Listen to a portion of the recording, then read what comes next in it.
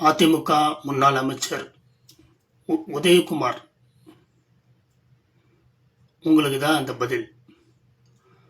தமிழ்நாட்டு முதலமைச்சரை தருதலை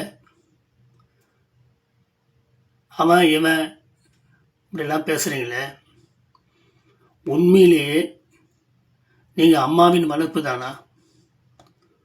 உங்களுக்கு மரியாதை என்பது அம்மா சொல்லித் தரலையா? அம்மா இருந்தால் ஒரு முதலமைச்சரை நீங்கள் இப்படியெல்லாம் பேச முடியுமா?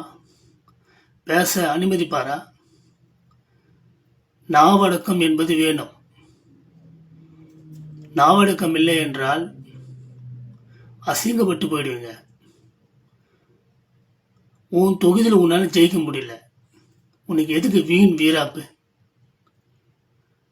2000 ரூபாய் ஓட்டுக்கு பணம் கொடுத்து நீ ஜெயிக்க முடியல, நீ என்ன நல்லது பண்ணியிருப்ப மக்களுக்கு?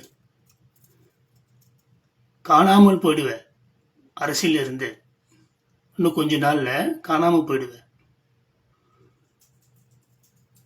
மைக்கு கிடைச்சா, ஒரு மேடை கிடைச்சா வாழ்க்கை வந்ததெல்லாம் பேசுறீங்க. திராணி இருக்கா? முதல்ல திராணி இருக்கா ஜெயிக்க?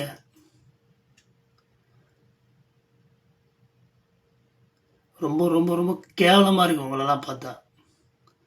தரங்கட்ட மனிதர்கள்.